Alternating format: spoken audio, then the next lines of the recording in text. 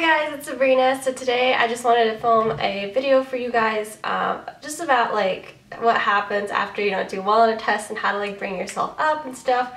So I'm in Alex's room today, which is really fun. I haven't filmed in her room before, but I wanted to like switch it up. So I'm on this like 2-day vacation. We got Thursday and Friday off for Easter, but I don't celebrate Easter until next week because I celebrate the Orthodox Easter since I'm Romanian Orthodox, and we have a different calendar for some reason. I don't know how any of this works, but our Easter is next week, so that's when I'll be celebrating. But for you, everyone else, happy Easter. I hope you guys have a great one.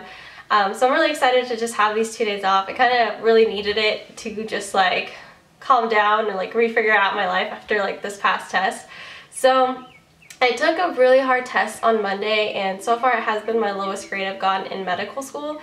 On top of that, I probably shouldn't like be as hard on myself as I am, because I found out that the class average and just like the most highest score that everyone was getting was lower than the score that I got, so I should be proud of myself for what I got. But it just like still kind of hurt. Like, I guess in general it just hurts when you study really hard for something and then you take a test and you just feel like you don't know anything while you're taking the test, and it's just like the worst feeling in the world. So this past like 2 weeks I've been learning cardiology. So we started this CPR block, cardio, pulmonary, and renal. And for like about 4.5 weeks we're doing cardiology. The first 2 weeks was like physics of cardiology, which I never thought I'd see physics again. It's literally my worst subject. I am not good at physics, don't understand it, did not do well in it in college, and I didn't think I'd have to deal with it again. But obviously our heart is a pump, and we have vessels and we have arteries and veins, and they affect how blood is pumped, and ventricles and pressure and all this volume and all this stuff was like coming at me again, and I was like, what is going on? I don't know what's going on.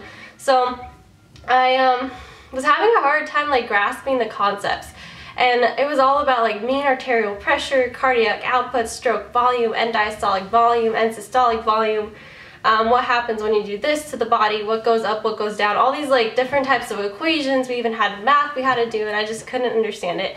And I felt pretty good. Like, I was like, I get most of this, I think I'll be okay for the test. And then like during the test, I can't even explain to you how I felt. I just felt like I had no idea what I was doing. I got to the point where I had 9 seconds left to like answer a couple of questions because I couldn't even answer them. Like that's how bad it was.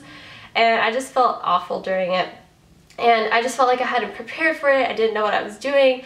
It just brought me really down. And then obviously once I saw my score, I was really sad because that was my lowest score so far. I did still end up passing, which is good.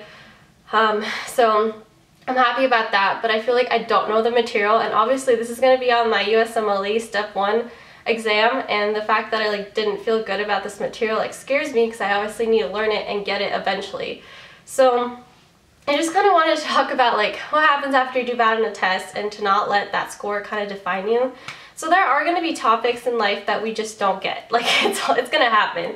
And I guess with medical school, it was really hard for me to like adapt to the fact that I'm not going to get A's all the time, which a lot of people like tell you. They're like, you're not going to be getting A's all the time. It's different in medical school than it was in undergrad. And in undergrad, I was like, I studied for like a couple days, read some PowerPoints, bam, got an A.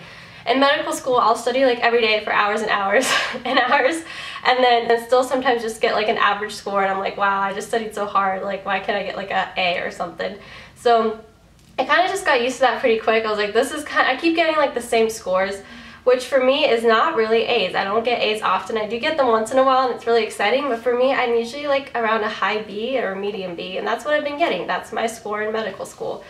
And I just kind of started accepting it. That's what I'm going to be getting, and that's okay. This is like, no matter how hard I study, no matter what, I'm always going to get the score, unless I like really get the material, which then I get like A's. But if I don't, like if I'm like average on the material, that's what I'm going to get. Some people just get A's all the time. Like they just get it, they know how to study, they know what they're doing, they get A's. Other people, probably like the same as me, we get just average scores. So I kind of started accepting that.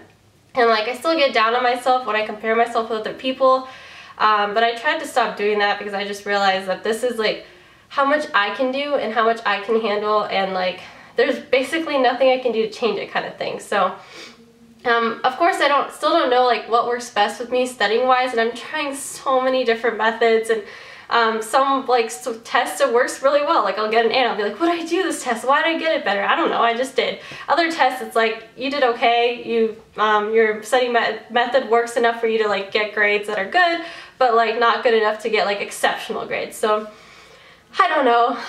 At this point, I've just given up, and every test I try something new or I do the same thing, whatever works for me.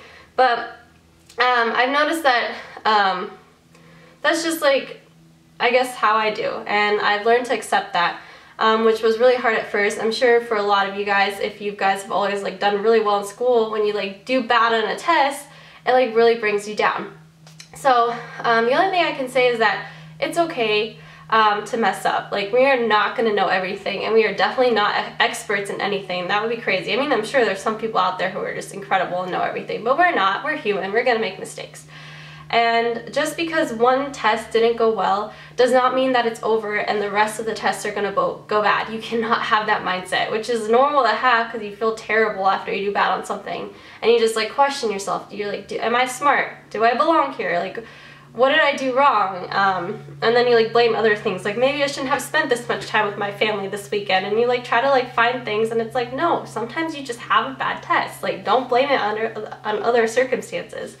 So I realized pretty quickly during that test that I did not have a grasp on the material like I thought I did. Even though I felt really good at studying and I felt like I knew most of it, I was unprepared for the test.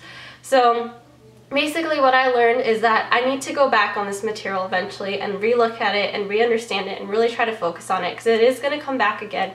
Just like if you did bad on a test, it'd be really, it doesn't work in medical school. I can't go like talk to the teacher and find out what I missed. But if you are an undergrad or at a school that you can go see your test and go like figure out why you got something wrong and like maybe talk to your teacher about it and have them explain it to you, that would be great. But it's super important to learn from your mistakes and figure out where you went wrong and how you can improve. So like brush it off, but at the same time use it as a learning experience. So don't be like, oh whatever, that test was unfair, like they picked some terrible questions. Sometimes it is unfair, but you still have to go back, look at what you missed, and try to understand what you missed. So that is the first step I recommend. Then afterwards, after you do that, just like forget about that test and start focusing on the next material. And focus on how you're studying. If you have questions, look it up. Make sure you spend time on the material, and just do the best that you can. And hopefully that helps you pass and do better on your next test. But don't let one test ruin how you're going to do on the next test. Don't let it put you down for too long. Obviously, it's okay to be upset for like a couple of like days, but after that, just forget about it and focus on what's next, because that's just how life is. Sometimes something really bad happens on one day. You have a super bad day. You get into a car accident. Your boyfriend breaks up with you. Like, terrible things can happen in one day, and but you can't let that define the rest of your life. So that's kind of what I've been trying to say. And what I'm trying to learn too is that it's okay to not be perfect, which is really hard for like a type A personality that I have. And it's okay to like mess up, and just make sure you learn from your mistake and work harder on the next exam to like understand the material. Because I feel like maybe I was brushing off this material. Maybe like I thought I knew what I was doing, but then obviously I didn't. And now I know that I don't know what I'm doing, and I'll be better prepared for the next exam. And it's just really awesome, like what a great support system you can have. Like, a lot of people felt the same way about this test as I did. We all felt like we had been crushed by an exam. And afterwards, we all kind of just got together and talked about it, and we were all like, don't put ourselves down, like this is just one exam of many, we're gonna be okay. Like, it was really nice to just have a support system to talk to. And so I definitely recommend talking to someone if you do have a bad test, and going out and just forgetting about a test afterwards too, and maybe just grabbing some coffee with a friend or something and just chatting with someone, or like grabbing a classmate and talking to them about the test too. I know sometimes it makes me feel better when I talk to someone about an exam that went bad, and like I try to figure out like what questions I missed, or like we just talk about how terrible it was together. Like, it just like is a bonding experience. So I definitely recommend that too. And other than that, like if it's been consistently, like maybe you're not doing well on like a specific topic in school, because there's definitely, like I wasn't good at physics.